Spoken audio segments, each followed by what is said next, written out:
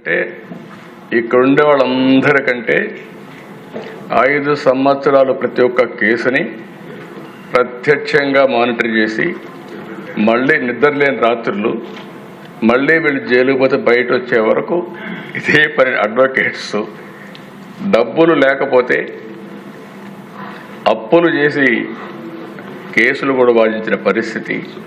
ఇలాంటి అనేక up to supreme court lawyers అధ్యక్ష అవన్నీ చేశాం. ఇప్పుడు స్పీకర్ గారు బాధితుడే, డిప్యూటీ స్పీకరు బాధితుడే, ముఖ్యమంత్రి బాధితుడే, ఎక్కువండే డిప్యూటీ ముఖ్యమంత్రి బాధితుడే, ఎక్కువండే శాసనసభ్యులు బాధితులే, మంత్రులు బాధితులే. ఎప్పుడు అధ్యక్ష నా మీద ఎవరు కేసులు పెట్టాలంటే భయపడతారు, ఎందుకంటే నేను ఏ తప్పు చేయను కాబట్టి. నా విశ్వాసం ఏంటంటే నేను తప్పు చేయను, లీగల్గా టెక్నికల్గా పర్ఫెక్ట్గా ఉంటాను. ఎవడైనా తప్పు చేస్తే మాత్రం వాడి గుండెల్లో రైళ్లు బరిగి తీర్చే వరకు, వాడు మారే వరకు వదిలిపెట్టను. అది నా పద్ధతి, అది చరిత్ర కూడా. ఒక ముఖ్యమంత్రిగా ఉండే వ్యక్తి దానికంటే అధ్యక్ష ముందు ఒకసారి చూస్తే నా మీద 17 కేసులు. కడాన నేను అడిగితే ఎందుకైనా నా మీద కేసు పెట్టారు, ఏం పెట్టారు చెప్పంటే, తెల్లవారు నిద్ర లేపి రాత్రి తలుపులు కొడితే బయట వస్తే ఏం కేసు పెట్టారు చెప్పమంటే, కేసు మళ్ళీ ఇస్తాం, ఎఫ్ఐఆర్ మీరు వెహికల్ ఎక్కమన్నారు, వాట్సాప్లో పంపిస్తామన్నారు. అంటే అరాచకాలకు పరాకాష్ట ఇవన్నీ. యువగళం పైన అయితే లోకేష్ పోతామంటే ఆయన బాధ్యతే. ఎవ్రీవేర్ మైక్ ఇవ్వాల, అది సరే. నేను వెళితే ఆ దిశ అంగళ్ళలో నేను రాష్ట్రం మొత్తం ఒక యాత్ర పెట్టుకున్నాను. ఆ యాత్ర ఏంటి, ఇరిగేషన్ ప్రాజెక్ట్స్ అన్నిటినీ మీరు నిర్లక్ష్యం చేశారు, పవర్ పాయింట్ ప్రజెంటేషన్ చేసి నేను చేస్తా వస్తే ఎగ్జాక్ట్గా పొంగునూరు కాన్స్టిట్యున్సీ కంటే ముందు తంబళ్లపల్లి కాన్స్టిట్యున్సీలో వాళ్ళు చేసిన తప్పుడు పనులు, తప్పుడు బిల్లు, వర్క్స్ అన్ని విజిట్ చేసి వస్తూ ఉంటే, దారిని వస్తూ ఉంటే నా మీద దాడి చేసి, మా వాళ్ళ పైన దాడి చేసి తిరిగి నా పైన కేసులు పెట్టారు. ఎక్కువండే రామప్రసాద్ రెడ్డి ఉన్నాడు, కిషోర్ కుమార్ ఉన్నాడు, వీళ్ళందరూ ఉన్నారు దేశాలు నాతోనే ఉన్నారు. ఇవన్నీ చూస్తే అది ఒక్కొక్క స్టోరీ చెప్పుకుంటా పోతే ఈరోజు కాదు, చాలా టైం పడుతుంది. యువగళం పైన అయితే 12 కేసులు పెట్టారు. అనపర్తిలో కూడా తమరు నడిచెళ్ళారు. అనపర్తిలో నన్ను నిలిపేస్తే అనపర్తి వరకు నడిచి వస్తే మళ్ళా కేసులు పెట్టారు, దాంట్లో కూడా కేసులు పెట్టారు. 12 కిలోమీటర్లు నడిచి వచ్చా. అక్కడ కరెంట్ తీస్తే మళ్ళీ సెల్ ఫోన్లు వెలుగులో మీటింగ్ చేశారు. అక్కడ అది కూడా కరెంట్ అంతా కట్ చేస్తే సెల్ ఫోన్ వెలుగులు పెట్టి ఇక్కడే ఉన్నాడు మన రామకృష్ణారెడ్డి. అలాంటి సంఘటనలన్నీ జరిగాయి దశ. అచ్చెన్నాయుడు నేను చూసి ఆ రోజు ఆయన ఫైల్స్ ఆపరేషన్ చేసుకున్నాడు. అక్కడి నుంచి తీసుకొచ్చి ఇంత దూరం అంటే అంత దూరం తీసుకొచ్చి ఆయన ఎన్ని హెరాస్ చేయాలో చేసి, ఆ కేసు ఏంటి, ఏమి ఒక లెటర్ ఇచ్చాడనో ఏదో ఒకటి పెట్టేసి ఆయన హెరాస్ చేసే పరిస్థితికి వచ్చారు. కొల్లు రవీంద్ర ఎవరో చనిపోతే ఈయన పిఏ ఆయనతో మాట్లాడాడు కాబట్టి ఈయన అటెంప్ట్ మర్డర్ కేసులో ఈయన వచ్చేసాడు.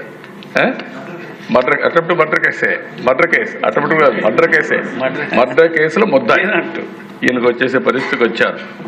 బీసీ జనార్దన్ రెడ్డి ఆయన పైన కేసులు పెట్టేశారు. ఆయన ఎదుపై జైల్లో పెట్టేసి చాలా ప్రయత్నాలు చేసి మళ్ళీ బయటకు వచ్చారు. అప్పుడప్పుడు ప్రెస్ కాన్ఫరెన్స్ పెట్టి సాక్ష్యాలని చెప్తున్నాడని ధూళిపాళ నరేంద్ర పైన అయితే కేసులు పెట్టి ఇష్టానుసారంగా బయట రానివ్వకుండా ఇచ్చేసే పరిస్థితికి వచ్చారు. జేసీ ప్రభాకర్ రెడ్డి పైన 66 కేసులు, కార్యకర్తలపై 2560 కేసులు, పులివర్తి నాని పైన 31 కేసులు, చింతమనేని ప్రభాకర్ పైన 48 కేసులు. కడ నిమ్మల రామానాయుడు ఎవరి దగ్గరికి పోడు, ఆ బ్యాగ్ వేసుకొని కరోనా రోజుల్లో కూడా, ఇప్పుడు కూడా పెళ్లి రోజు కూడా ఎల్లో షర్ట్ వేసుకొని చాలా సింపుల్గా అలాంటి వ్యక్తి పైన 20 కేసులు పెట్టారు. నేను చాలామందిని చూశాను కానీ నిమ్మల రామానాయుడు ఎప్పుడు గొడవ పోయేవాడు కాదు. రెండో దిశ పరుషంగా కూడా మాట్లాడాడు. కరోనా సమయంలో కూడా బ్యాగ్ వేసుకొని నిత్యావసర వస్తువులు తీసుకుని ఇంటింటి దగ్గర ఇచ్చేసి వచ్చే పరిస్థితి ఉండే వ్యక్తి. దేవినేని ఉమా పైన 27 కేసులు, ఆంజనేయుల పైన 16 కేసులు, అయ్యన్న పత్రుల పైన 14 కేసులు, బీటెక్ రవి కొన్ని చెప్పుకోలేకపోయారు 14 కేసులు, కోన రవికుమార్ పైన 15 కేసులు, కాలువ శ్రీనివాసుల పైన 14 కేసులు. ఇక సరే మిమ్మల్ని అయితే చాలా ఎట్లా చేశారో ప్రపంచానికి అంత తెలుసు. ఆ రోజు మీరు లోపలున్న ఆ రాత్రి అంతా నాకు నిద్ర లేని పరిస్థితి. ఈ విధంగా మిమ్మల్ని కాపాడుకోవాలి. ఇంట్లో వాళ్ళకి మీరే ధైర్యం చెప్పారు. మా ఇంట్లో వాళ్ళకి మీరే ధైర్యం చెప్పారు. మీ ఇంట్లో వాళ్ళ ధైర్యం చెప్పి మిమ్మల్ని కాపాడుకోవాలి కదా. మేము అడ్వకేట్తో మాట్లాడుకున్నాం. ఏంటి పరిస్థితి? అగమ్య గోచరం. హైకోర్టు, మళ్ళీ ఇక్కడ కోర్టు, సుప్రీంకోర్టు, ప్రతి ఒక్క కోర్టుతో సమన్వయం చేసుకుని ఎట్లా కాపాడుకోవాలో కాపాడుకోవడం కోసం నెక్స్ట్ డే జైలు కూడా పంపించారు కదా మిమ్మల్ని. కొట్టిన తర్వాత కూడా జైలుకి పంపించేసి మళ్ళీ అప్పుడు రాకపోతే ఆ జైల్లోనే ఏదో చేసి అనుకుంటే పెద్ద ప్రయత్నాలు చేసి అక్కడి నుంచే కదా మీకు సాయంత్రానికి మీకు ఆర్డర్స్ తెప్పించి హైదరాబాద్ మిలిటరీ హాస్పిటల్ పంపించి అక్కడ చెక్ చేస్తే మొత్తం వాస్తవాలన్నీ బయటపెట్టి అక్కడి నుంచి మీకు బెయిల్ ఇచ్చే పరిస్థితి, బయట వచ్చే పరిస్థితికి వచ్చారు. అది ఒక భయంకరమైనటువంటి పరిస్థితులు. ఒక్కొక్కరినైతే జేసీ ప్రభాకర్ని 45 సార్లు అరెస్ట్ చేశారు.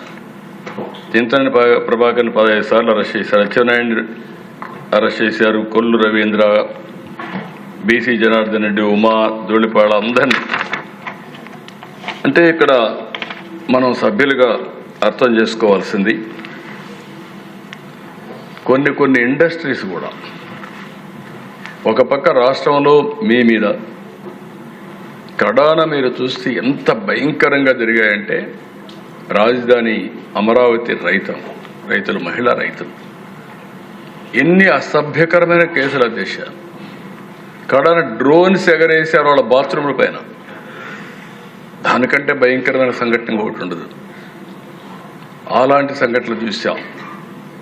వాళ్ళు న్యాయస్థానం టు దేవస్థానం ఒక ప్రోగ్రాం పెట్టుకుంటే ఆ ప్రోగ్రాం జరగనీయకుండా చేయడం కోసం ఎక్కడ చూసినా అటాక్ చేసి నడి రోడ్లో కూర్చొని భోంచేశారు.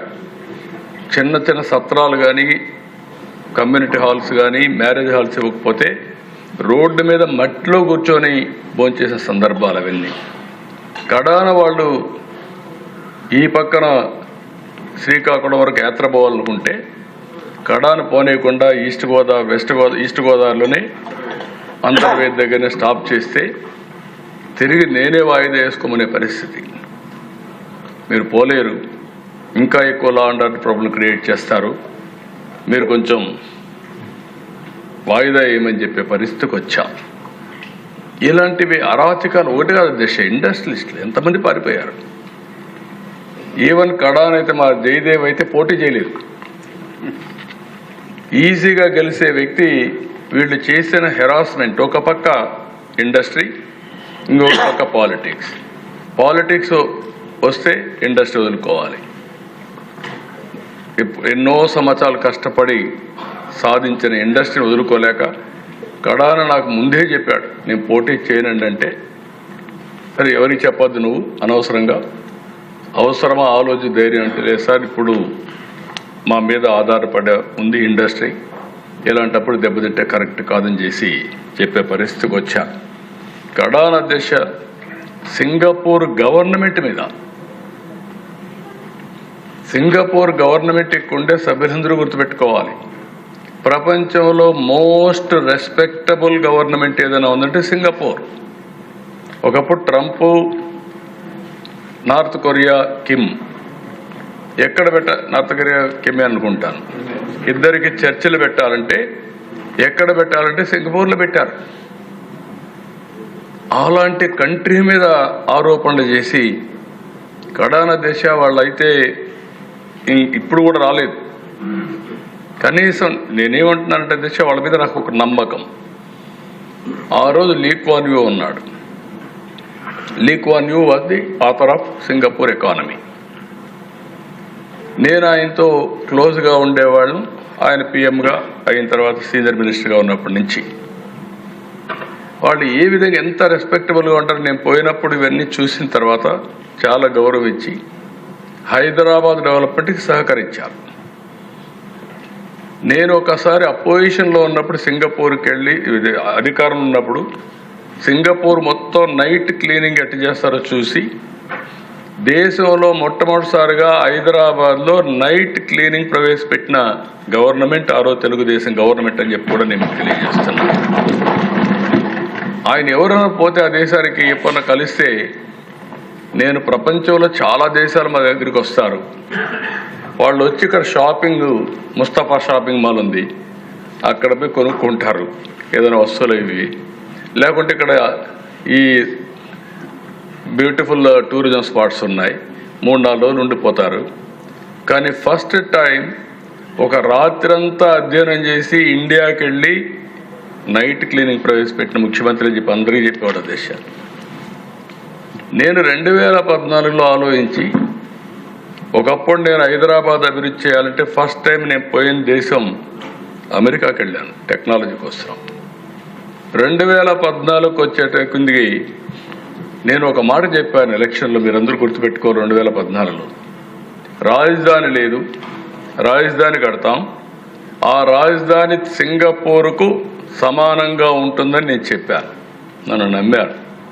ఆ నమ్మకం కోసం నేరుగా సింగపూర్కు పోతే సింగపూర్ గవర్నమెంట్ నేను చెప్పిన మాట పైన నమ్మి ఆ రోజు అధ్యక్ష క్యాబినెట్లో పెట్టి మాస్టర్ ప్లాన్ డీటెయిల్స్ అన్ని ఉచితంగా ఇవ్వడానికి ఆమోదించారంటే ఇది ప్రపంచంలో ఒక చరిత్ర దేశం.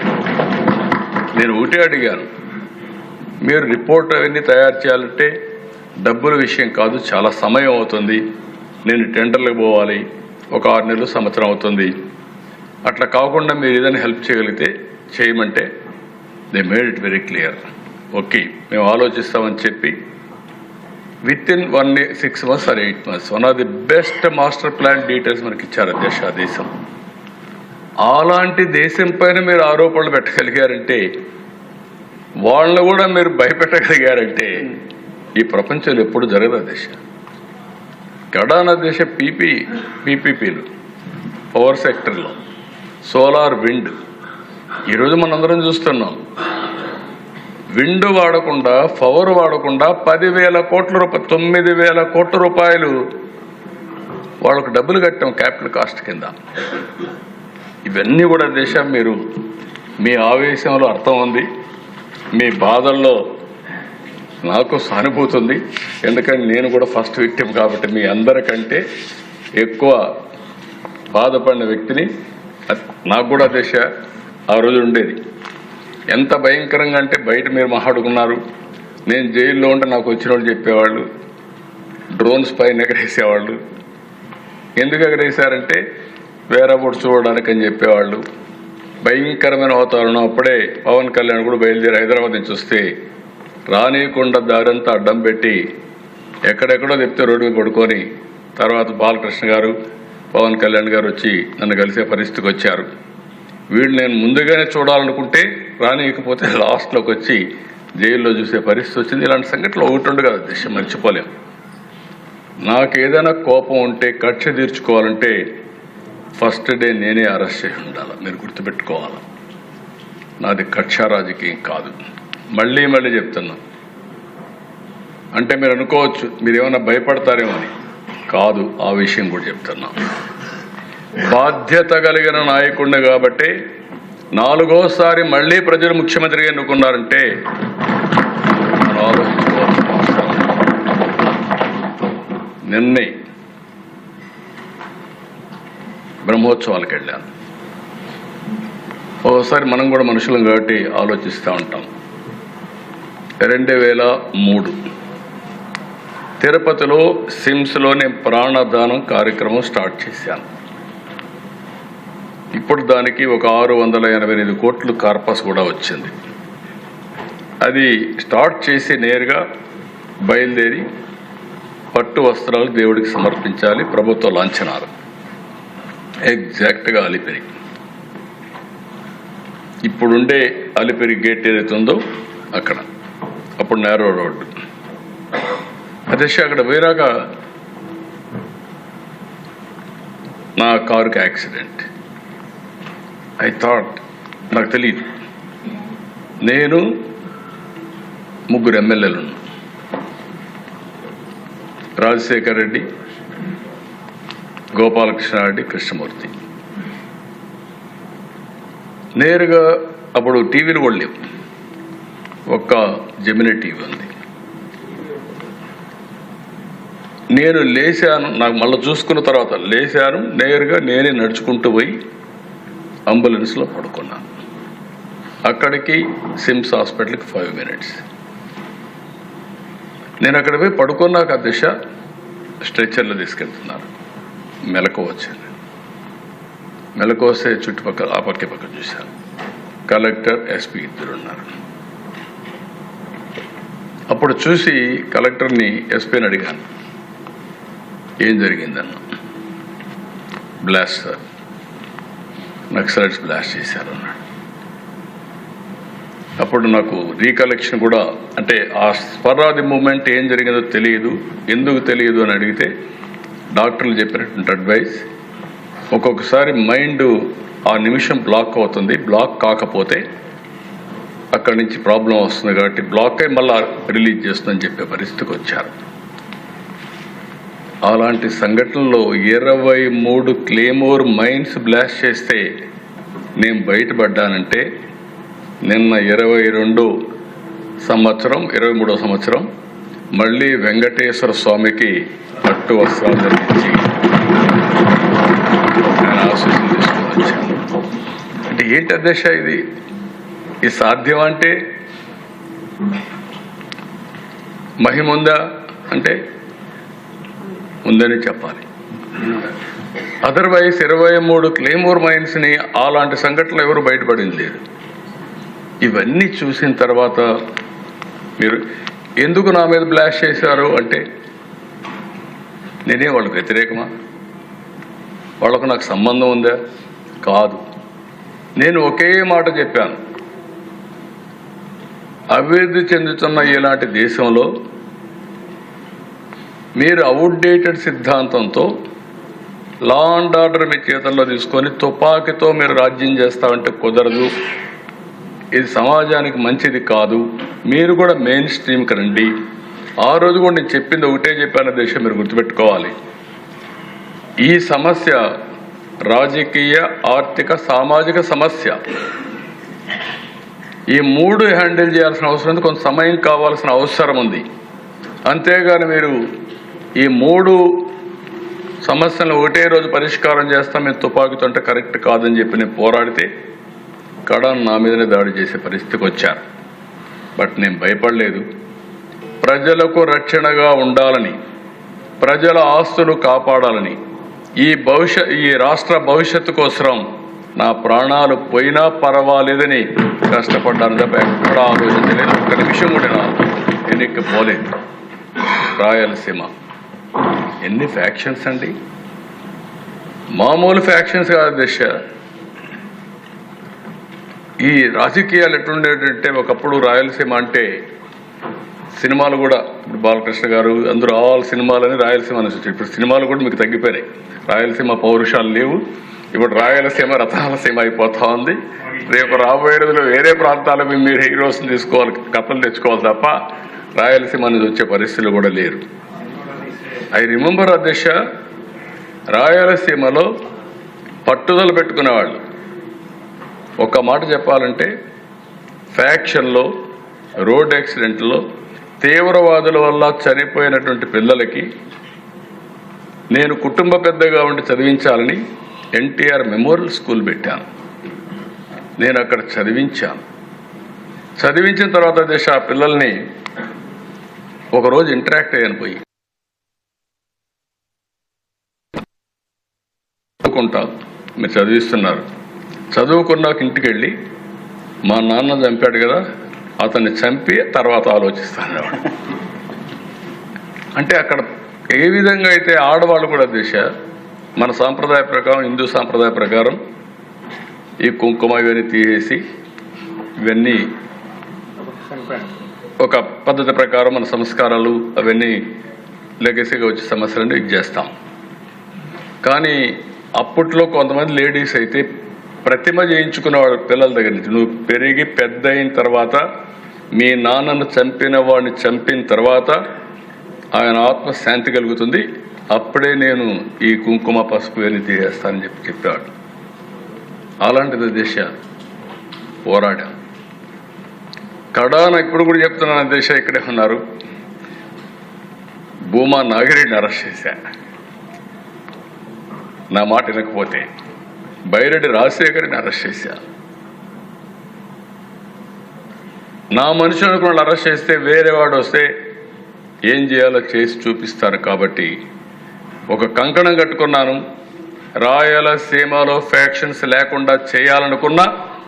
ఈరోజు రాయలసీమలో ఫ్యాక్షన్ లేవంటే అది ఆ రోజు తెలుగుదేశం పార్టీ చేసిన విధానం. అధ్యక్ష, ఈ ప్రభుత్వం యొక్క విధానం చెప్తాను, మీకు అందరికీ ఒక ఐడియా వస్తుంది. ఎందుకంటే రాష్ట్రంలో కూడా పార్టీ ప్రజాస్వామ్యంలో ముఖ్యంగా ప్రజాస్వామ్యాన్ని కాపాడుకోవాలంటే పార్టీలు ఉండాలి. పార్టీల్లో కార్యకర్తలు ప్రధానమైన పాత్ర పోషిస్తారు. అలాంటి కార్యకర్తలు కూడా ఆవేశంలో ఉండి వాళ్ళకు కూడా అన్యాయం జరిగినప్పుడు వాళ్ళలో కూడా కోపం ఉంది. కానీ అందరికీ అప్పీల్ చేస్తున్నా, ప్రజలకు కూడా అప్పీల్ చేస్తున్నా, ఈ ప్రభుత్వం ఒక పద్ధతి ప్రకారం పనిచేస్తుంది. లా అండ్ ఆర్డరే కాకుండా ఎక్కడ తప్పు చేస్తే మీరు కూడా చెప్పండి.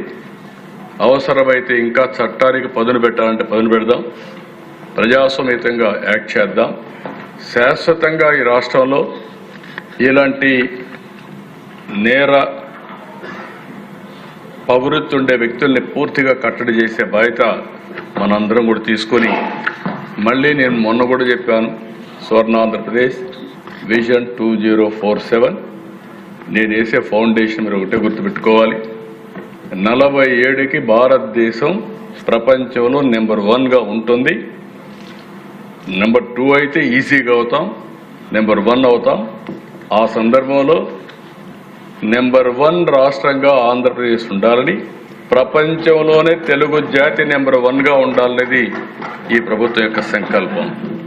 ఇక్కడ మీరు చూసినప్పుడు దేశ 5 సంవత్సరాలు నేను చెప్పాను. ఇప్పుడు క్రైమ్ గురించి ఓవర్వ్యూ ఒకటి, 2 ఉమెన్ సేఫ్టీ, 3 డ్రగ్ కూడా. కడాన దిశ ఒకసారి చాలా బాధేస్తుంది. ఆ రోజు డ్రగ్స్ విపరీతంగా వచ్చాయి, గంజాయి విపరీతంగా వచ్చింది. దాని మీద మా పార్టీలో కూడా స్టేట్మెంట్లు ఇవ్వడం, కండెమ్ చేయడం ఎన్ని పెట్టారు. కడాన పార్టీ ఆఫీస్ పైన కూడా దాడి చేస్తే నేను ఆనాటి హోమ్ మినిస్టర్కి ఫోన్ చేసి రిక్వెస్ట్ చేసి, గవర్నర్కి ఫోన్ చేసి ఎక్కడికక్కడ కాపాడుకునే పరిస్థితికి వచ్చాం. అధ్యక్ష, సోషల్ మీడియా ఇది ఇప్పుడే పీతాని మిగిలిన కూడా మాట్లాడారు, మేజర్ సమస్య. నిన్నే నేను చూశాను, ఈ కర్ణాటక కోర్టు కూడా ఒక కామెంట్ చేశారు అధ్యక్ష దీనిపైన. వాళ్ళు కూడా మాట్లాడుతూ, ఈ కొంతమంది సోషల్ మీడియా ప్లాట్ఫామ్ ఎక్స్కు కర్ణాటక హైకోర్టులో ఎదురు దెబ్బ, సహయోగ్ పోర్టల్కి ఎక్స్ దాఖలు చేసిన పిటిషన్ తిరస్కరణ, కంటెంట్ తొలగింపు ఆదేశాల అధికారులు సవాల్ చేస్తూ ఎక్స్ పిటిషన్, సోషల్ మీడియా నియంత్రించడం అవసరమన్న కర్ణాటక హైకోర్టు, మహిళలపై నేరాల అంశంలో సోషల్ మీడియా నియంత్రణ తప్పనిసరి, నియంత్రణ లేకుంటే పౌరుల గౌరవ హక్కు ఉల్లంఘించినట్టే, కంటెంట్ నియంత్రణ ఆదేశాలను యుఎస్ పాటిస్తుంది, భారత్లో మాత్రం చట్టవిరుద్ధ కంటెంట్ తొలగింపునకు ఎక్స్ నిరాకరిస్తుంది, ఎక్స్ పాటించే ద్వంద్వ ప్రమాణాలు ఆమోదయోగ్యం కాదు. కర్ణాటక హైకోర్టు నిర్ణయించే పరిస్థితికి వచ్చారు. దీనిపైన మనందరం కూడా చాలా బాధపడుతున్నాం. ఇక్కడుండే వాళ్ళందరినీ క్యారెక్టర్ అసాసినేషన్, ఆడబిడ్డల క్యారెక్టర్ అసాసినేషన్, నేను కూడా దానికి విక్టిమే చేశాను. నా జీవితంలో ఎప్పుడు అంటే మనం కూడా మనుషులైనప్పుడు ఒకసారి ఎమోషన్స్ ఉంటాయి, సెంటిమెంట్స్ ఉంటాయి. అలాంటి సెంటిమెంట్స్ దెబ్బతీసే పరిస్థితికి వస్తున్నారు. ఇప్పుడు కూడా అది జరుగుతూ ఉంది. దీనికి ఏ విధంగా ఉండాలో మీరు కూడా ఐడియాస్ ఇస్తే మెంబర్స్ అందరూ, ఈ ప్రభుత్వం చాలా స్పష్టంగా ఉన్నాం. ఎట్టి పరిస్థితిలో కూడా సోషల్ మీడియా దుర్వినియోగం చేసి ఇష్టానుసారంగా చేసి వాళ్ళు మాత్రం వదిలిపెట్టే ప్రసక్తి లేదు. చట్టపరంగా ఉంటాం, అదే సమయంలో మాత్రం కఠినంగా ఉంటాం. అధ్యక్ష, ఎలక్షన్ మేనిఫెస్టోలో పెట్టే పరిస్థితికి వచ్చావు, కొంతమందికి న్యాయం చేస్తామని, అది కూడా ఒకసారి మీకు ఎక్స్ప్లెయిన్ చేస్తాను. గవర్నమెంట్ ఆఫ్ ఇండియా ఫండ్స్ విషయం, అదర్ ఇనిషియేటివ్స్, ఇవన్నీ అధ్యక్ష. నెక్స్ట్ అధ్యక్ష, ఇప్పుడే మినిస్టర్ గారు కూడా చెప్పారు, ఓవరాల్గా లా అండ్ ఆర్డర్ ఒక విధంగా చెప్పాలంటే నేను ఎప్పుడు 4వ సారి ముఖ్యమంత్రి అయ్యాను, కానీ పోలీసు వ్యవస్థ టోటల్గా భ్రష్టు పట్టే పరిస్థితికి వచ్చాను. బై ఫోర్స్ పోలీసు వ్యవస్థని డీఫంక్ చేసే పరిస్థితికి వచ్చారు. మొత్తం ఇంకొక మాటలో చెప్పాలంటే నేను 95లో ముఖ్యమంత్రి అయినప్పుడు పోలీసు వ్యవస్థ చాలా పర్ఫెక్ట్గా ఉండి 2014లో కూడా ఇలాంటి పరిస్థితి లేదు. అలాంటి పరిస్థితికి వచ్చాం. 1 by 1 కరెక్ట్ చేసుకుంటూ వస్తున్నాం. ఈరోజు మీరు చూస్తే ఈరోజు ఓవరాల్గా మనం 16% ఓవరాల్ క్రైమ్ కంట్రోల్ చేయగలిగాం. ఇండియా జస్టిస్ రిపోర్ట్ కూడా 25లో ఏపీ నెంబర్ 2 పొజిషన్ కింద క్రిమినల్ జస్టిస్ డెలివరీ కింద చేసే పరిస్థితికి వచ్చారు. నెక్స్ట్ ఇందులో అధ్యక్ష ఈ స్లైడ్స్ అని మీరు చూసింది ఇప్పుడే మినిస్టర్ గారు చాలా వరకు కవర్ చేశారు. Bodily law and order crime 42% తగ్గింది. Bodily non law and order crime 8% తగ్గింది. సీరియస్ ప్రాపర్టీ క్రైమ్ మాత్రం పెరిగింది. దీనికి కూడా కారణాలు ఎక్స్ప్లెయిన్ చేస్తాను. నాన్ గ్రేవ్ ప్రాపర్టీ క్రైమ్స్ 15% పెరిగాయి. క్రైమ్ అగైనెస్ట్ ఉమెన్ 4.8% తగ్గింది. క్రైమ్ అగైనెస్ట్ ఎస్సీ ఎస్టీ 15% తగ్గింది. ఎన్డీపీఎస్ 21% పెరిగింది, యాక్ట్ చేస్తూ ఉన్నాం. ఫైనాన్షియల్ ఫ్రాడ్స్ 7% పెరిగింది. Road accident 3.5. Cyber crime it is the biggest problem, 31% పెరిగింది అధ్యక్ష. ఇక్కడికి వచ్చినప్పుడు అధ్యక్ష next bodily offences and impact on law and order చాలా రైటింగ్ 42% తగ్గింది. కిడ్నాపింగ్ 16% తగ్గింది. అటెంప్ట్ టు మర్డర్ 15% తగ్గింది. Murders 8%, hurt cases 7%. ఇవన్నీ కూడా చూసినప్పుడు చాలా వరకు కంట్రోల్ చేయగలుగుతున్నాం. కానీ ఈరోజు మనం గుర్తుపెట్టుకోవాల్సింది, నేను ముందే చెప్పాను, నేను రాజకీయాలు చూశాను. నేరస్తులకి అండగా ఉండే రాజకీయాలు నేను చూడలేదు. ఒక ఊర్లో ఒక రౌడీ ఉన్నాడంటే ఆ రౌడీని ఎమ్మెల్యే సపోర్ట్ చేస్తున్నాడంటే ఎమ్మెల్యే నెక్స్ట్ ఎలక్షన్లో గెలిచే పరిస్థితి లేదు. అందుకే పొలిటికల్ పార్టీస్ ఎప్పుడు కూడా ఓపెన్గా షెల్టర్ ఎప్పుడు ఇవ్వలేదు. అలాంటిది ఈరోజు నేర ప్రవృత్తి కలిగిన వాళ్లే రాజకీయాలకు వచ్చేసే పరిస్థితికి వచ్చారు. ఇది చాలా డేంజర్. నేను ఎన్నోసార్లు చెప్పాను. ఈరోజు మీరు గుర్తుపెట్టుకోవాల్సిన అవసరం ఉంది. ఎవరైతే ఇలాంటి వ్యక్తులు రాజకీయాలకు వచ్చి రాజకీయ షీల్డ్లో ముసుగులో ఇలాంటి పనులు చేసినప్పుడు ముందు ముసుగు తీయాలి, రాజకీయ ముసుగు, తర్వాత నేరస్తులుగా డీల్ చేయాల్సిన అవసరం ఉంది. అప్పుడే ప్రజలు కూడా మనల్ని కరెక్ట్గా అర్థం చేసుకుంటారు. ఆ ఎక్సర్సైజే ఇప్పుడు చేస్తున్నాం, ఇంకా చేయాల్సిన అవసరం ఉంది. ప్రాపర్టీ అఫెన్స్ మీరు ఒకసారి చూసినప్పుడు మర్డర్ ఫర్ గెయిన్ 8% పెరిగింది. డెకాయిటీ 15% పెరిగింది. రాబరీ 46% పెరిగింది. House breaking by day 32, by night 14, theft వచ్చి 14, టోటల్గా 15.3% పెరిగింది. అయితే అధ్యక్ష ఇలాంటివి వచ్చినప్పుడు సమాజంలో కూడా నేను చూస్తున్నా, బంధువుల మధ్యలో కూడా డిఫరెన్సెస్, పంతాలు, పట్టింపులు, చాలా సమస్యలు వస్తున్నాయి. ప్రజల్లో కూడా దీన్ని ఒక పక్క అవేర్నెస్ క్రియేట్ చేయాలి, ఇంకొక పక్కన ఫర్మ్గా కూడా హ్యాండిల్ చేస్తే తప్ప ఇలాంటి అఫెన్సెస్ అని తగ్గే పరిస్థితి లేదు అధ్యక్ష. ఈరోజు ఇంకొక పక్కన క్రైమ్ అగైనెస్ట్ ఎస్సీ ఎస్టీ 15% తగ్గింది. ఇది గుడ్ సైన్. ఇక్కడ కూడా మీరు ఒకసారి చూసినప్పుడు దీనికి కారణం కూడా ఎక్కడికక్కడ విలేజ్ విజిట్స్ వెళ్ళడం, నైట్ హాల్స్ ఆఫీసర్స్ ఉండడం, సెన్సిటివ్ విలేజెస్ ఐడెంటిఫై చేయడం, సివిల్ రైట్స్ డే ఇలాంటివి కూడా అవేర్నెస్ తీసుకురావడం, ఇలాంటివన్నీ కూడా కంట్రోల్ చేస్తున్నాం. చాలా వరకు కంట్రోల్ అవుతోంది. దీన్ని ఇంకా కూడా కంట్రోల్ చేసే అవకాశాలు ఉన్నాయి, కంట్రోల్ చేస్తాం అధ్యక్ష. రోడ్ యాక్సిడెంట్ మీరు ఒకసారి చూస్తే అధ్యక్ష 3.5% పెరిగింది. దీనిపైన నేను ఒకటే చెప్తున్నా, సీసీటీవీ కెమెరాలు పెడుతున్నాం. ఎక్కడికక్కడ సీసీటీవీ కెమెరాల నుంచి అనలిటిక్స్ తీసుకుంటున్నాం. బై అక్టోబర్ 30కి ఒక 40 పారామీటర్స్తో సీసీటీవీ కెమెరాల ఆధారంగా అలర్ట్స్ పంపిణీ కానీ ప్రివెంటివ్గా చేయడంగా జరుగుతాయి. స్పీడ్ ఎక్కువ పోయేవాళ్ళు కానీ, లేకుంటే సీట్ బెల్ట్ పెట్టుకోని వాళ్ళు కానీ, డ్రంక్ అండ్ డ్రైవ్ కానీ, రాంగ్ రూట్ కానీ ఫస్ట్ వార్నింగ్ కింద పంపిస్తాం. ఆఫ్టర్ దాట్ బిల్లు కూడా పంపిస్తాం. ఇంకొకటి ఎక్కడ వీలైతే అక్కడ రోడ్ యాక్సిడెంట్లు జరగకుండా ముందుగానే ప్రివెంట్ చేయడానికి ఏమేం చేయాలో అన్ని మార్గాలు చూస్తున్నాం. ఇది రియల్ టైం గవర్నెన్స్ కూడా మానిటర్ చేస్తుందని చెప్పి నేను మీకు తెలియజేస్తున్నా.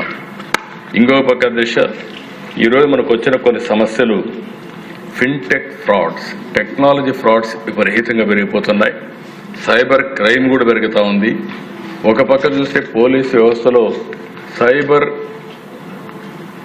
క్రైమ్స్ని ఎదుర్కొనే టెక్నాలజీస్ కానీ ఇవి కూడా తక్కువగా ఉన్నాయి. ఎందుకంటే ప్రాబ్లమ్స్, అడ్మినిస్ట్రేషన్ అలాంటి ప్రాబ్లమ్స్ ఉంటాయి. ఎప్పుడు కూడా క్రిమినల్స్ అనేవాళ్ళు, సైబర్ క్రైమ్స్ చేసేవాళ్ళు చాలా జాగ్రత్తగా ఉంటారు. అలాంటివి వచ్చినప్పుడు మనం వాళ్ళు మ్యాచ్ చేయాలంటే దాన్ని తగిన విధంగా టెక్నాలజీలో ముందుకు పోవాల్సిన అవసరం ఉంది. దీన్ని ఒక సవాలుగా తీసుకుంటున్నాం, ఎట్లా చేయాలని చేస్తాం. ఇంకొక పక్కన సోషల్ మీడియా, ఫేక్ న్యూస్ మీ మామూలుగా దిశ, దీంట్లో నేను చాలా చూస్తున్నాను. ఇటీవల ఓసారి నాలాంటి వాడికి నాకంటే డిసిప్లిన్గా ఉండలేరు అనుకుంటాను. నేను నిద్ర లేచినప్పటి నుంచి నిద్రపోయే వరకు నా పక్కన ఎవరు కూర్చుంటూ కూడా ఒకసారి ఆలోచించుకొని మాట్లాడుతూ ఉంటాను. అన్ని జాగ్రత్తలు తీసుకుంటాను. నా మీద కూడా జోక్స్ వేస్తారు, ఇష్టానుసారంగా పెడతారు. ఆర్గనైజ్డ్ గ్రూప్ ఒకటి ఉంది, పేటీఎం బ్యాచెస్ ఉన్నాయి, ఎక్కడో కూర్చుంటాడు. ఒక గంట కానీ మనం ఏమారితే పెద్ద ఎత్తున వైరల్ చేసేస్తున్నారు ఫేక్ న్యూస్ అని. మళ్ళీ దానికి ఒక రబ్బర్ స్టాంప్ వేయాలి, ఇది ఫేక్ అని వేయాలి. వేసినా కూడా డ్యామేజ్ జరిగిపోయింది దిశ. ఇలాంటి 1-2 కాదు, చాలా జరుగుతున్నాయి. మీరు ఒక్కసారి ఆలోచిస్తే అధికారంలో లేనప్పుడు ప్రవర్తించారు ఒకప్పుడు, అధికారంలోకి వచ్చినాక ప్రవర్తిస్తున్నారు. ఇప్పుడే మనం పీతాని వీళ్ళందరూ చెప్తున్నారు, శంకరయ్య. నా జీవితంలో ఎప్పుడు నేను చూడలేదు ఇలాంటివన్నీ. ఆ వ్యక్తి నేను సీఎంగా ఉన్నప్పుడు ఆ రోజు ఆ సైట్లో ఆ వ్యక్తి ఉన్నాడు. తర్వాత నాకు వచ్చిన ఇన్ఫర్మేషన్ అది, నాకు ఐజీ ఉన్నాడు, ఇంటెలిజెన్స్ డీజీ ఉన్నాడు, ఆ రోజు ఉన్నాడు, ఇప్పుడు ఉన్నారు.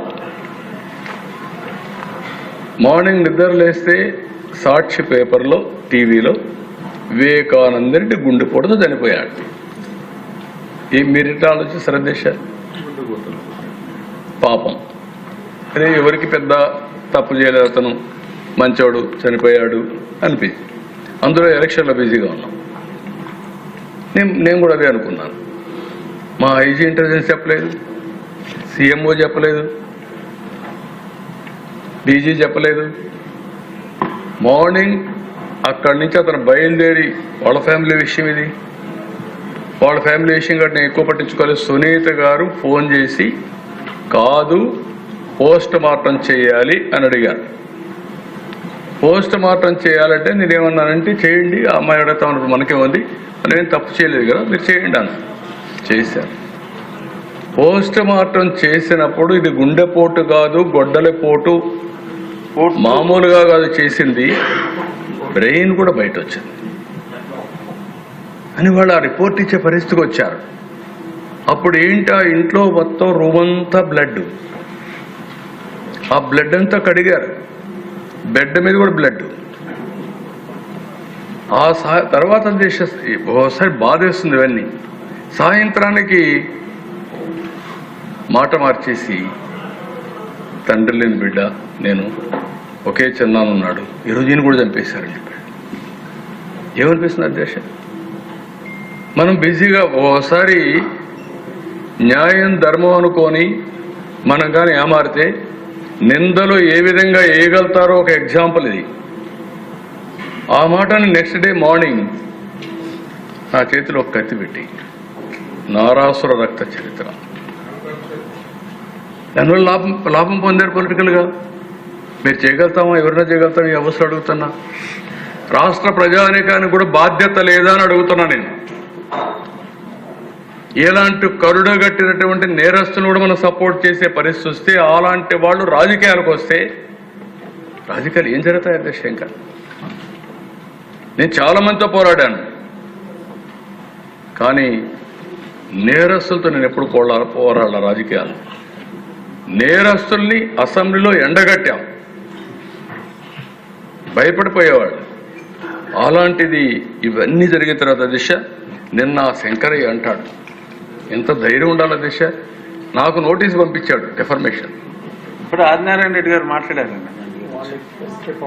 ఆదినారాయణ రెడ్డి చంపేశాడు ఆ రోజు, బీటెక్ రవి. అంటే ఎంత మళ్ళీ సిబిఐ లాంటి వ్యవస్థ, ప్రీమియర్ ఇన్వెస్టిగేషన్ ఏజెన్సీ ఆంధ్రప్రదేశ్కి వచ్చి వాళ్ళ ఆఫీసర్ చేస్తే, అతని మీద కేసు పెడితే హైకోర్టు పోయి యాంటిసిపేటరీ బెయిల్ తీసుకునే పరిస్థితి. తర్వాత వాళ్ళు అరెస్ట్ చేయాలని అక్కడ పోతే, కర్నూలు పోతే హాస్పిటల్లో అరెస్ట్ చేయలేని పరిస్థితి, తిరిగి వెళ్ళిపోయారు. ఇవన్నీ ఎక్కడన్నా విన్నామా దేశ?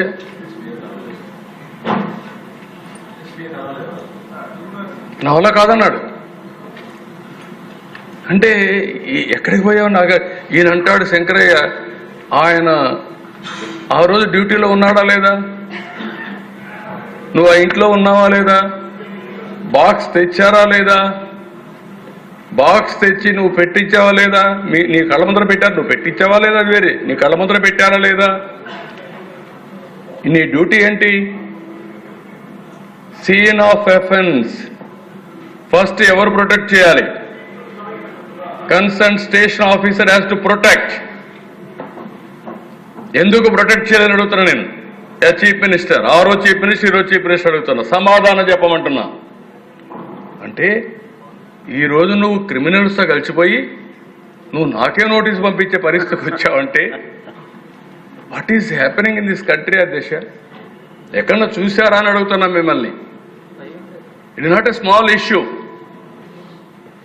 ఇట్ ఈజ్ ఇన్వెస్టిగేషన్ సిబిఐలో ఉంది. కాబట్టి ఇవన్నీ కూడా సిబిఐ కూడా కాగ్నిజెన్స్ తీసుకోవాల్సిన అవసరం ఉంది. లేకపోతే లా అండ్ ఆర్డర్ మనం మెయింటైన్ చేయలేం. ఇది అయింది దశ.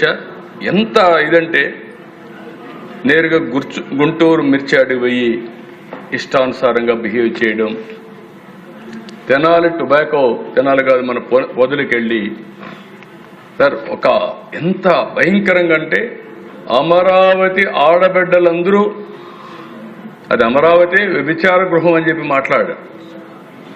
Is it not character assassination? Is it not provoking the sentiments of women? You don't have any responsibility. ఇష్టానుసారంగా మాట్లాడితే ప్రభుత్వం ఉపేక్షించాలనా? అలాంటివి చేసి మళ్ళా తిరిగి వాళ్ళ మీద రాళ్ళు వేస్తాను. ఇంకొక పక్క దిశ ఆరోజ్ సింగయ్య, నేనే ఏమారానంటే మా పోలీసులు కూడా ఏమారారు. వెళుతున్నారు. నేను ఒకటే చెప్పాను దిశ, ఎక్కడికి పోవాలంటే అక్కడికి వెళ్ళండి. మీరు మీటింగ్ పెట్టుకుంటారా? మీటింగ్ పెట్టుకోండి, పర్మిషన్ ఇస్తాం. మీరు చెప్పండి, మేము చెప్తాం. పరామర్శిస్తారా? పరామర్శించడానికి వెళ్ళండి, పోరాటానికి కాదు. నేను ఎప్పుడూ ఒకటే చెప్పాను, మీరు పర్పస్ చెప్పండి, పోలీసులు ప్రొటెక్షన్ ఇస్తారు. మీరు పర్పస్ చెప్పకుండా ప్రతి ఒక్క దానికి రోడ్డు మీద కొన్ని వేల వెహికల్స్ వేసుకొని మేము యుద్ధానికి వెళ్ళిపోతామంటే కుదరదని వీళ్ళు చెప్పారు అధ్యక్ష. వెళ్ళారు. వెళితే అధ్యక్ష వాళ్ళు ఎక్కి, వాళ్ళ మనుషులు ఎక్కి వాళ్ళ కారు కిందనే ఒకరు పడిపోయాడు. కనీసం అడుగుతున్న మీకు కూడా ఒక 5 ఉండాలి రేపటి నుంచి. మన కారు కింద ఎవరైనా పడితే మనం ఏం చేస్తాం? చట్టం ఏం చెప్తుంది? మన బాధ్యత ఇమ్మీడియట్గా హాస్పిటల్ తీసుకెళ్ళాలి. అతన్ని ప్రాణాన్ని కాపాడడానికి ప్రయత్నం చేయాలి. మీరు ప్రయత్నం చేయకపోతే అది తప్పు. ఆ కారు డ్రైవరే కాదు, కారులో కూర్చున్నాడు కూడా ఎవరు అధ్యక్ష? ప్రభుత్వ డ్రైవర్. ప్రభుత్వ డ్రైవర్ డ్రైవ్ చేస్తాడు, అతను అక్కడ చనిపోతారు, పక్కన పొదాల్లోకి లాగి పారేస్తారు. లాగి పారేసి మళ్ళీ అధ్యక్ష ఎంత ధైర్యం ఉండాలి అధ్యక్ష? ఆయన భార్యని మ్యానిపులేట్ చేసి నా భర్త ఇక్కడ చనిపోలేదు, అంబులెన్స్లో ఎక్కించుకుపోయి పోలీసే చెప్పేశారు. మా ఎస్పీ పాప ఆయనకు తెలియకుండా ఫస్ట్ ఇన్ఫర్మేషన్ చూసి ఆ కారులో ఈ యాక్సిడెంట్ జరగలేదని చెప్పే పరిస్థితికి వచ్చారు. అంటే వాట్ ఇట్ ఇండికేట్స్ అధ్యక్ష?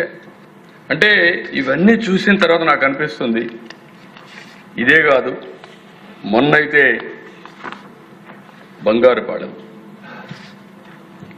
నేను 4 రూపాయలు ఇస్తానని చెప్పాను. చరిత్రలో ఫస్ట్ టైం కేజీకి 4 రూపాయలు, క్వింటాలకు 4,000 రూపాయలు సబ్సిడీ ఇచ్చాం అధ్యక్ష. 196 కోట్లు పే చేశాం. నేను అది ఇస్తే అక్కడ పోయి బలవంతంగా రైతుల మామిడికాయలు తీసుకొచ్చి రోడ్డు మీద తొక్కిచ్చే పరిస్థితికి వచ్చారు. బంగారుపాలెం ఫోటో వీడియో తీసుకొచ్చి నెల్లూరులో వేసుకునే పరిస్థితికి వచ్చారు. ఇవన్నీ కూడా ఆలోచించినప్పుడు దేశం నాకు అనిపిస్తుంది ఏ విధంగా హ్యాండిల్ చేయాలి. అదే ఒక రౌడీజం చేసి వాళ్ళకి వదిలిపెడతాం మనం?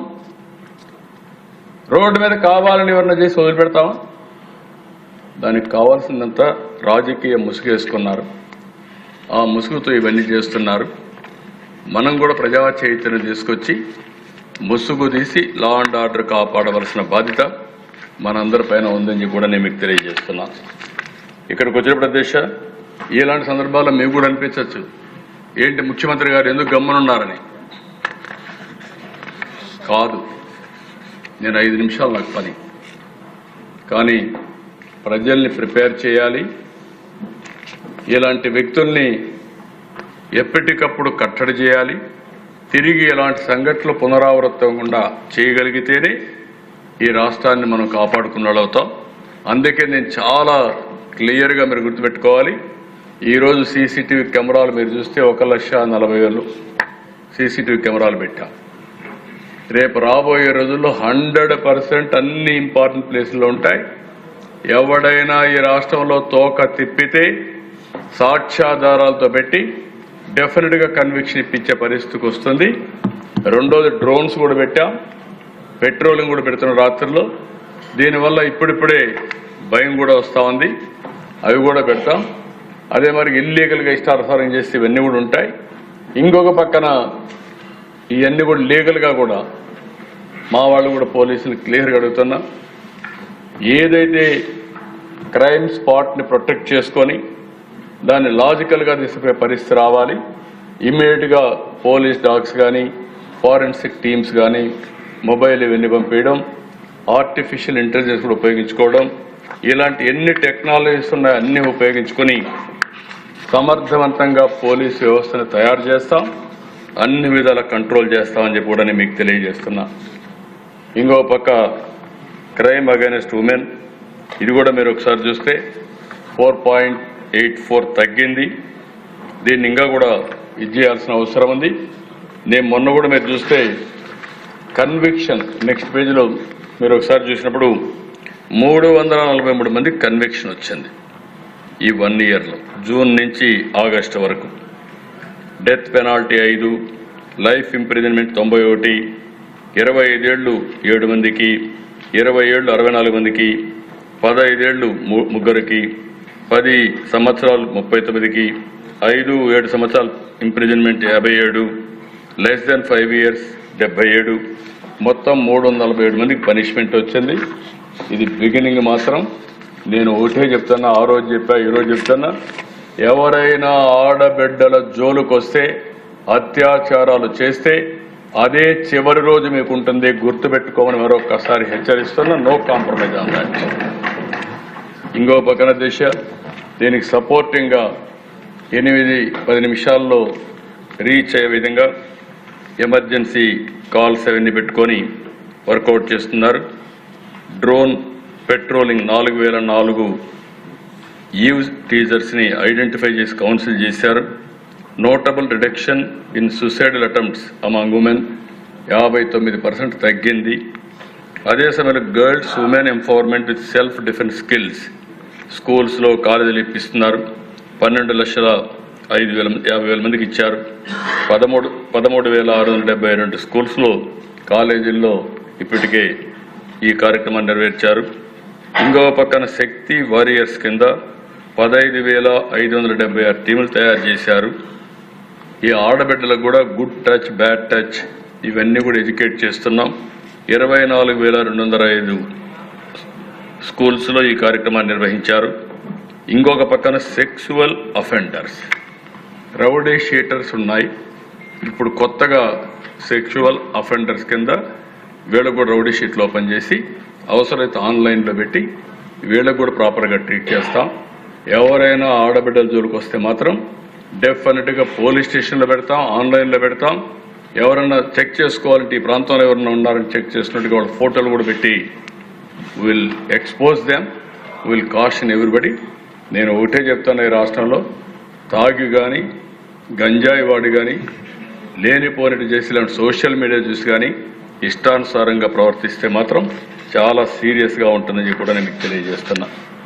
ఇంకో పక్కన దశ చాలా కేసులు 670 మంది ఆడపిల్లల్ని గర్ల్స్ 18 సంవత్సరాల లోపల ఉండే పిల్లల్ని రెస్క్యూ ట్రేస్ చేయగలిగారు. 18 సంవత్సరాలు 534 మంది, 10, 13, 46 మంది, 0-9 వయసు ఉండేవాళ్ళు 90 మందిని రెస్క్యూ చేశారు. ఇక్కడ కూడా నేను అప్పీల్ చేస్తున్న ప్రజలందరికీ, ఎక్కడైతే సింగిల్ పేరెంట్ ఉన్నారో వాళ్ళ పిల్లల్ని వాళ్ళు కంట్రోల్ చేయలేకపోతున్నారు. వాళ్ళు కూడా కొంచెం శ్రద్ధ పెట్టాలి. రెండోది lack of parental oversight. ఇంట్లో వాళ్ళు కూడా సరిగ్గా పిల్లల్ని చూసుకోకుండా పోవడం, కౌన్సిలింగ్ చేయకుండా పోవడం కూడా ఉంది. మూడోది స్కూల్కి డ్రాప్ అవుట్ కావడం, దాంతో వాళ్ళకి నిరాశ అనే స్పృహలతో ఈ విధంగా కూడా వెళ్ళిపోతున్నారు. ఇంకో పక్క సోషల్ మీడియా ఇన్ఫ్లుయెన్స్ కూడా పనిచేస్తూ ఉంది. ఇవన్నీ కూడా మనం కూడా అవేర్నెస్ తీసుకురావాలి, మాట్లాడాలి. రాజకీయ నాయకులుగా యాక్షన్ ఒకటే పనిచేయదు. యాక్షన్ చేసే మునుపు అవేర్నెస్, చైతన్యం, కన్విన్సింగ్ చేయడం, మోటివేట్ చేయడం ఇవన్నీ మనం చేయాల్సిన అవసరం ఉంది. ఇంకో పక్క 1053 మంది ఉమెన్ని ట్రేస్ చేశాం. 1929 494, 30 49 273, 50 అబోలో 286. వీళ్ళల్లో కూడా కారణం హెరాస్మెంట్, ఇంట్లో ఉండే వాళ్ళు హెరాస్ చేయడం, లేకుంటే ఏదైనా జరిగినప్పుడు ప్రొటెక్ట్ చేయకుండా పోవడం, ఫ్యామిలీ డిస్ప్యూట్స్ ఒకటి, మెంటల్ హెల్త్, దీనివల్ల కూడా చాలామంది వెళ్ళే పరిస్థితి వస్తున్నారు. ఇది కూడా మనం ఎక్కడెక్కడ వస్తాయో అవన్నీ కూడా అనలైజ్ చేసి రాబోయే రోజుల్లో ఏ విధంగా యాక్షన్ తీసుకుంటాం. కనీసం ఆ వ్యక్తి గంజాయికి అలవాటైన వ్యక్తి, డ్రగ్స్కి అలవాటైన వ్యక్తికి గవర్నమెంట్ బెనిఫిట్స్ కూడా కట్ చేసి ఎట్టుంటుంది, లేకపోతే వాళ్ళ పేర్లు కూడా నోటీస్ బోర్డులు పెట్టి మరీ అడిక్ట్ అయిపోయిన వాళ్ళని ఎట్లా కంట్రోల్ చేయాలని కూడా ఆలోచించాలి. భయమైనా ఉండాలి, లేకపోతే కొంచెం కంట్రోల్లోకి తీసుకురావాల్సిన అవసరం ఉంది. ఇంకొక పక్కన 858 హాట్స్పాట్స్ని మ్యాప్ చేశారు. 80 చెక్ పోస్టుల్లో ఎక్కడెక్కడ కంట్రోల్ చేస్తున్నారు. ఈగల్ హెల్ప్ లైన్ 1972 ఇంట్రడ్యూస్ చేశారు. కమ్యూనిటీ రీహాబిలిటేషన్ 18,400 అవేర్నెస్ ప్రోగ్రామ్స్ పెట్టారు. డ్రగ్స్ వద్ద బ్రో ఈ కార్యక్రమాన్ని పెద్ద ఎత్తున చేస్తున్నారు. పిల్లల్లో కూడా బాగా అవేర్నెస్ తీసుకొస్తున్నాం. 56 డి అడిక్షన్స్ సెంటర్స్ పెట్టాం. 47 ఈగల్ క్లబ్స్ పెట్టారు. టీచింగ్ లీగల్ ప్రొవిజన్స్, అంటే స్టూడెంట్స్ అంతా కూడా ఒకసారి డ్రగ్స్ ఇదైనా గంజాయి ఇదైనా మన మీద పెద్ద యాక్షన్ ఉండదనుకుంటున్నారు. ఓసారి 20 ఏళ్ళు 30 ఏళ్ళు వాళ్ళ జీవితమే నాశనం అయిపోతుంది. వాళ్ళని అవేర్నెస్ తీసుకురావడానికి ఎడ్యుకేట్ చేస్తున్నారు. అదే మరి ఇంటర్ స్టేట్ కొలాబరేషన్ కూడా అందరితో కలిసి పనిచేస్తున్నారు. ఏదైతే నార్కోటిక్ కోఆర్డినేషన్ కమిటీస్ పెట్టి ఇంటర్ స్టేట్ మనం పక్క రాష్ట్రాలతో కోఆర్డినేట్ చేస్తున్నాం. అదే సమయంలో లిక్కర్లో వచ్చే డబ్బుల్లో 2% దీనికి ఇయర్ మార్క్ చేసి ఆ డబ్బులు ఖర్చు పెట్టి డీ అడిక్షన్ కానీ రీహాబిలిటేషన్ కానీ ఈ 2 కార్యక్రమాలు కూడా చేస్తున్నాం. అవసరమైతే 3 ప్రాంతాల్లో 3 బిగ్ హాస్పిటల్స్ అన్ని ఫుల్ ప్లెడ్జ్డ్ ఎక్విప్మెంట్ కానీ డాక్టర్స్ కానీ సైకాట్రిస్ట్ కానీ పెట్టి చేయాలనుకుంటున్నా, అవి కూడా చేస్తాం. ఇవన్నీ కూడా మీరు చూసిన దిశ జీరో కల్టివేషన్ చాలా వరకు సక్సెస్ అవుతా ఉంది. మన రాష్ట్రంలో చేయగలుగుతున్నా కానీ వేరే రాష్ట్రం నుంచి వస్తున్నాయి. హెల్ప్ లైన్ కూడా 440 యాక్షనబుల్ పాయింట్స్ వచ్చాయి. ఒక 9,373 మంది ఇంటరాక్ట్ అయ్యారు. High risk offenders detailed under preventive ప్రొవిజన్స్లో 37 మంది చేశారు. డ్రగ్స్ అఫెండర్స్ అసెట్స్ని ఒక 7,55,00,000 సీజ్ చేశారు. ఇంకో పక్కన స్టూడెంట్స్ 20 లక్షల మందిని ఎంగేజ్ చేశారు. కోఆర్డినేషన్ మీటింగ్స్ ఒక 84 పెట్టారు ఇంటర్ స్టేట్స్తో, NCORD, అవి కూడా జరుగుతున్నాయి. ఇంకొక పక్కన దేశ దీన్ని ఎట్టే పరిస్థితిలో మనం కంట్రోల్ చేసుకోవాల్సిన అవసరం ఉంది. ఇది కంట్రోల్ చేయకపోతే చాలా సమస్యలు వస్తాయి. టెక్నాలజీలో AI టూల్స్ వాడుతున్నాం. OSINT and dark web labs, mobile forensics, drug offenders profiling, web intelligence, ఎన్ని మార్గాలు ఉన్నాయో అన్ని మార్గాలు ఉపయోగిస్తున్నాం. నేను ఒకటే దీని మీద చెప్తున్నా, ఎట్టి పరిస్థితిలో ఈ రాష్ట్రంలో డ్రగ్స్ రహిత రాష్ట్రంగా తయారు చేయాలని చెప్పి ఆలోచిస్తున్నాం. ఇది సాధించే వరకు ఇప్పటికే ఒక కేబినెట్ సబ్ కమిటీ పనిచేస్తుంది. ఇది నిరంతరం పనిచేస్తాం, దీన్ని కంట్రోల్ చేస్తామని చెప్పి మరొకసారి మేము మొత్తం 100% కంట్రోల్ చేస్తామని ఇమ్మీడియట్గా చెప్పలేం. కానీ భయం ఉంటుంది, ఒక పద్ధతి ప్రకారం చేస్తాం. అలవాటైన వాళ్ళు మార్చడం కొంత టైం పడుతుంది. నిరంతరం ఎంత డబ్బులు ఖర్చు అయినా సరే ఖర్చు పెట్టి దాన్ని ఆ దిశగా తీసుకుపోతామని చెప్పి కూడా నేను మీకు తెలియజేస్తున్నాను. నెక్స్ట్, ఇది important Disha. Everybody is concern.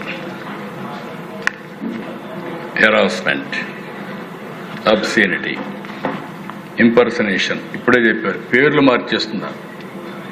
ఆ కమ్యూనిటీ వాళ్ళ పేర్లే పెట్టి ఇంకొకరికి పెట్టి ఆ పేర్లు మార్చేయడం, కమ్యూనిటీ పేర్లు, క్యాస్ట్ పేర్లు మార్చేయడం, ఎన్ని రావాలనో, defamation, fake information, rumours, character assassination. దీనికి మెథడ్స్ కూడా మీరు చూస్తే ఒక పక్కన organised networks, vested interest groups, fake accounts, VPN proxy services, మామూలు దీనికి ఇక్కడే కాకుండా ప్రపంచం మొత్తం నెట్వర్క్ పెట్టేశారు. ఆ పేటిఎం బ్యాచెస్ అయితే ప్రపంచం అంతా పెట్టి అక్కడుండే లాస్ ప్రకారం వీళ్ళు షెల్టర్ తీసుకోవాలని ప్రయత్నం చేస్తున్నారు. అన్ని విధాలు ఏమేం చేయాలో చేస్తున్నారు. ఈ ప్రభుత్వం అయితే ఎట్టి పరిస్థితిలో దీన్ని వదిలిపెట్టే సమస్య లేదు. దీనికి కూడా కేబినెట్ సబ్ కమిటీ వేసాం. ఆ కేబినెట్ సబ్ కమిటీ కూడా ప్రపంచం మొత్తం అధ్యయనం చేయమంటున్నాం. అధ్యయనం చేసి వాళ్ళు ఇచ్చే రికమెండేషన్స్ పట్టుకొని ఏ విధంగా చేయాలో చేస్తాం. కెపాసిటీ బిల్డింగ్ చేస్తున్నాం పోలీసులందరికీ. టెక్నాలజీని కూడా ఫ్యాక్ట్ చెక్ మెకానిజం ఇవన్నీ 1-2 కాదు దిశ. ఇదైతే ఎవ్రీడే ఒక పెద్ద సమస్యగా తయారైంది. ఒక సమాజమే ఒక కలుషితమైపోయే పరిస్థితి వస్తూ ఉంది. చాలా క్యారెక్టర్ మెయింటైన్ చేసి ఊందాగా బతికే సమాజంలో చాలా వరకు కొంతమంది అయితే మానసికంగా కుంగిపోయే పరిస్థితికి వస్తున్నారు. ఈ సోషల్ మీడియా మీద మాత్రం మనం ఎక్కడికక్కడ పర్టికులర్గా ఉమెన్ పైన నిన్న కర్ణాటక కోర్టు చెప్పినట్టు దీన్ని మనం హ్యాండిల్ చేయాల్సిన అవసరం ఉంది. Will work it out. అదే మరిగా దేశ సైబర్ ఫ్రాడ్స్, ఇది కూడా పెద్ద సమస్య అవుతా ఉంది. UPI frauds, job frauds, loans apps, investment fraud, digital arrest, ఇవన్నీ కూడా మీరు చూసినప్పుడు ప్రతి ఒక్కరు గుర్తుపెట్టుకోవాల్సి, మీరు కూడా మాట్లాడాలి, ప్రజల్లో చైతన్యం తీసుకురావాలి. ఇది అతిపెద్ద సమస్య అవుతుంది. దీనివల్ల మనకు చాలా నష్టం కూడా వస్తుంది. కొంతమంది అధ్యక్షులు నాకు ఆశ్చర్యం వేస్తుంది. బాగా చదువుకున్న వ్యక్తులని పేర్లు చెప్పను కానీ బాగా చదువుకున్న వ్యక్తులు రేపు ఈవినింగ్ లోపల 3 కోట్లు ఇవ్వకపోతే మీ ఇంటికి ED వస్తారంటే 3 కోట్లు ఇచ్చే పక్కోడు కూడా చెప్పడం లేదు. నాకైతే ఆశ్చర్యం ఇస్తా ఉంది. ఎక్కడికి పోతున్నామని. ఒకప్పుడు తీవ్రవాదులు లేకుంటే దావూద్ ఇబ్రహీం అలాంటి వాళ్ళు బెదిరించేవాళ్ళు. నువ్వు పలానా చీటి పంపిస్తున్నా, నువ్వు పంపించాలంటే ఎవరితో మాట్లాడకుండా డబ్బులు పంపించేసి గమ్మున కూర్చునేవాళ్ళు.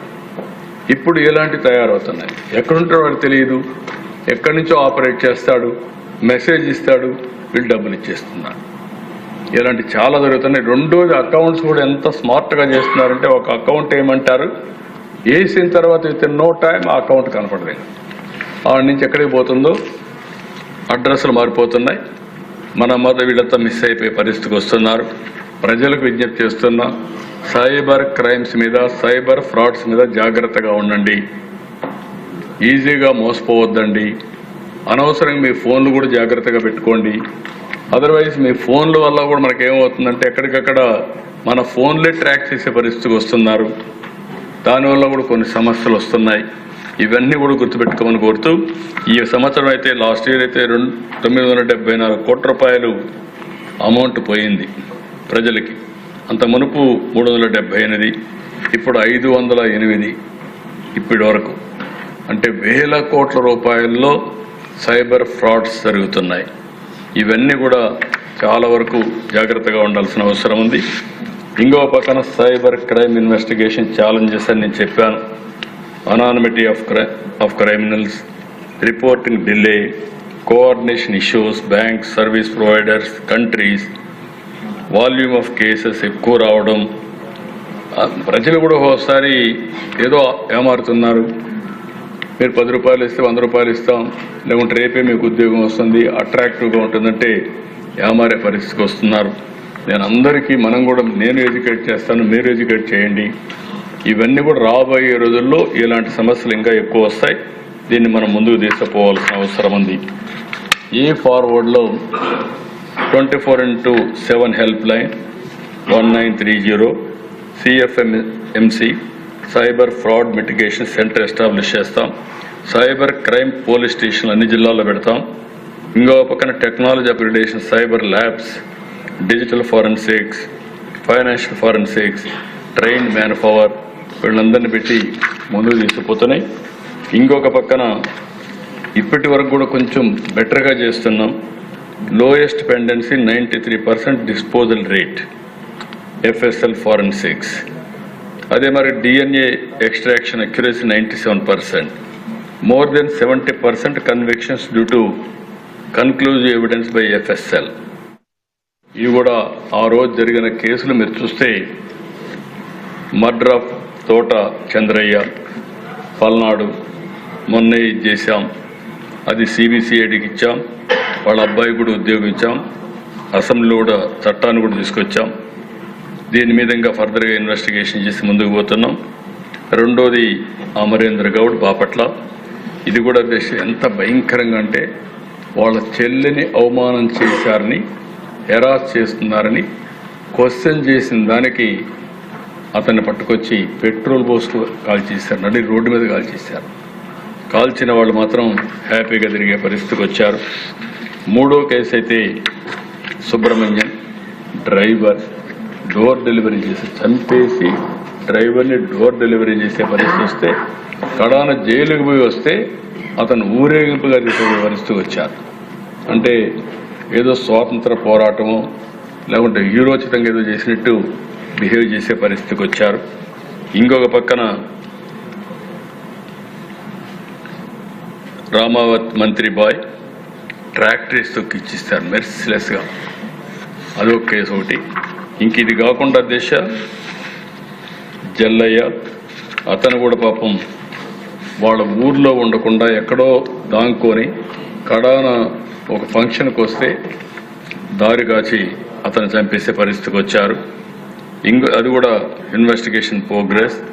ఇంకొక పక్కన చెన్న, ఇతను కూడా వెటనరీ డాక్టర్ ఇన్ కడప, అతను కూడా ఇదే మరి చంపేసే పరిస్థితి వస్తే అది కూడా ఫర్దర్ ఇన్వెస్టిగేషన్ చేస్తున్నాం.